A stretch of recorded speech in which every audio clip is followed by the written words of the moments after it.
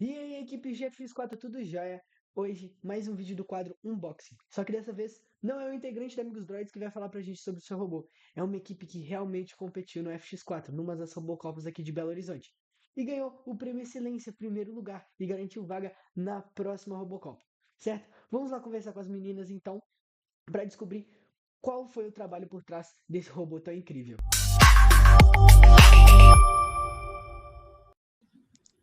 Opa, vamos lá. A gente está aqui com a equipe Neo Storm, que foi campeã da Robocopa lá no P7 Criativo. E gostaria que vocês, meninas, se apresentassem. Primeiro, Laura Victoria, o que que você faz na equipe? Quantos anos você faz aula de robótica? Pode se apresentar, por favor.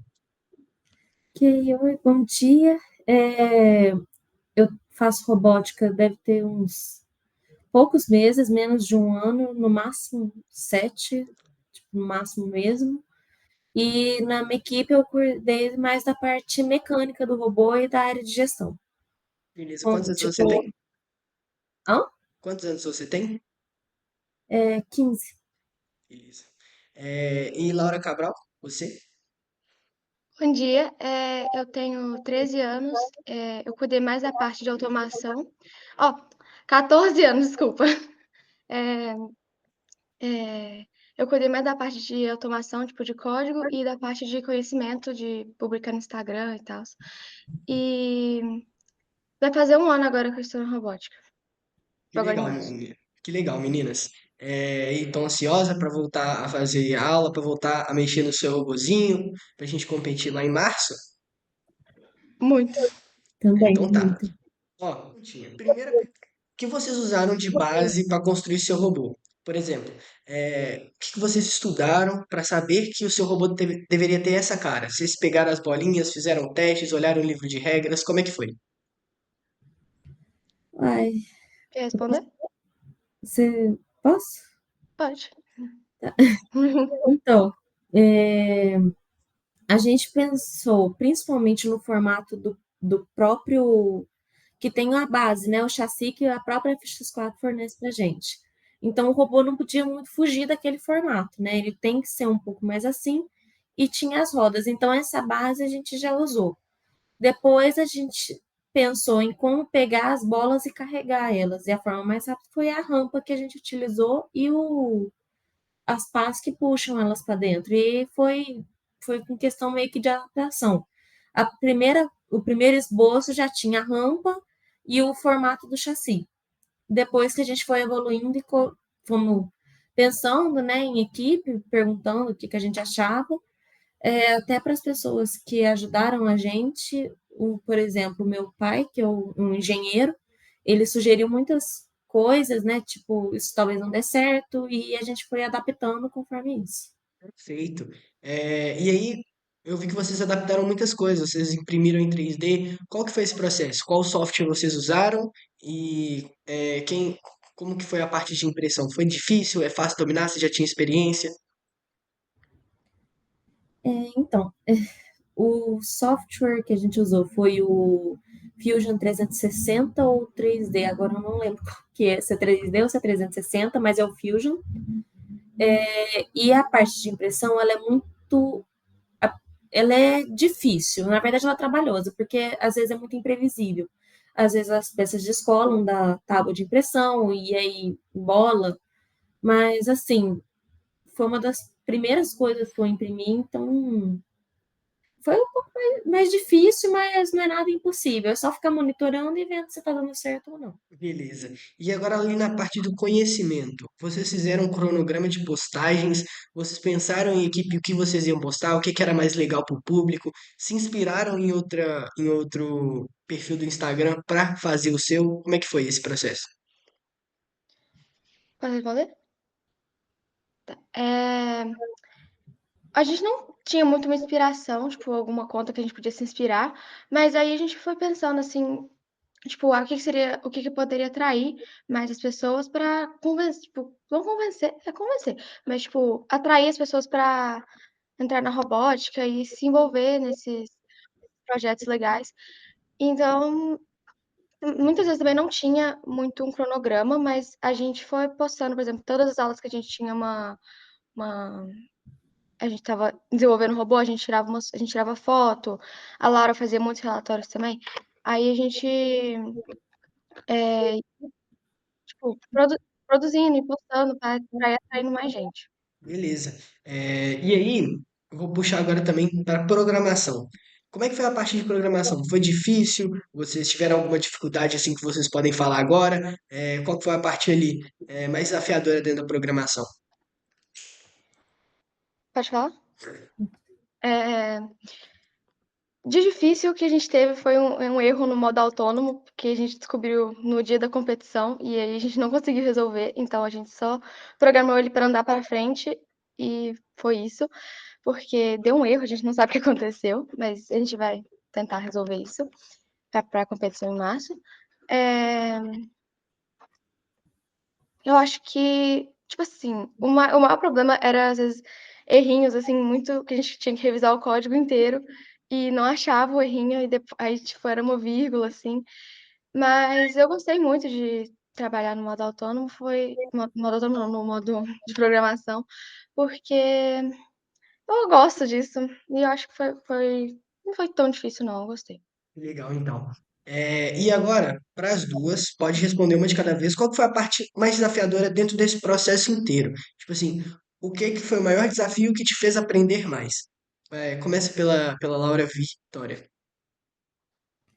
Ah, então, eu acho que a parte mais difícil, pelo menos no que eu mexi, foi em como fazer cada parte da parte mecânica funcionar usando os motores que a gente tinha. E também um medo que a gente que tinha, né, que era o problema da energia, que podia faltar. E o cérebro ele consome muito, tanto que teve vezes que a gente testou lá na aula mesmo, que o robô desligava porque faltava. Aí com o tempo a gente pensou, aí a gente usou um power bank e pôs lá dentro, mas acho que a parte mais difícil foi mesmo onde que ia posicionar os motores, que não ia atrapalhar o restante, caber tudo dentro do robô e o que usaria. Perfeito. Laura Cabral? Eu não sei, vou ter que pensar um pouco, calma. Acho que o mais difícil é provavelmente foi o modo autônomo, porque eu não sabia, não tinha nenhuma noção de como fazer isso. Aí eu fui pesquisando, assim, vi os vídeos do Amigos Droids, é, mas acabou que continuou dando erro no dia da competição, mas vou tentar aprender ainda. Mas acho que foi isso o mais difícil pra mim. Não, perfeito. E aí, eu vi que vocês colocaram uma bateria extra no robô, que a Laura acabou comentando. E como é que foi isso? Qual conclusão vocês chegaram que tinha que colocar uma bateria extra? Qual que foi as vantagens que isso ajudou no robô? Então, posso responder? É, o power bank, ele na verdade a gente não conectou ele direto para os motores. A gente colocou ele direto na plaquinha ESP, porque o grande problema é que ele desconectava do controle, porque como consome muito na conexão Bluetooth, a gente ficou com medo dele desconectar da manete, que aí sim, já era se isso acontecesse na hora. Então a gente conectou o power bank direto na plaquinha ESP e o restante a gente ficou nas duas baterias que a FX4 forneceu. Pá, vamos parar o vídeo aqui para explicar como é que funciona esse negócio do Power Bank, porque precisa ficar muito bem explicado para vocês entenderem. É uma parte muito importante. A equipe Neostorm observou que a energia dada pelas duas pilhas que já constam no kit básico do FX4 são suficientes para alimentar a conectividade com a manete, os dois motores da movimentação e um servo.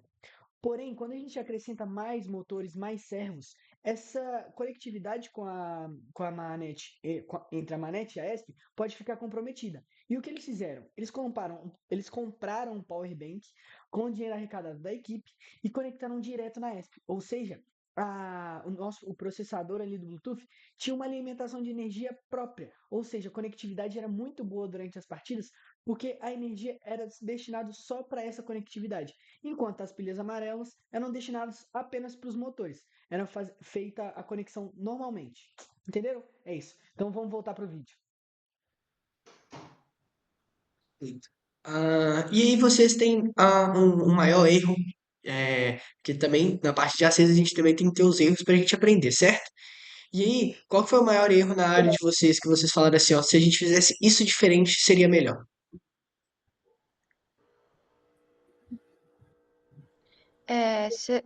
Na área que a gente trabalhou, Por exemplo, na área da programação, Cabral, qual que foi o maior erro que ajudou vocês a crescer ou que do início vocês fariam diferente se soubesse desse erro?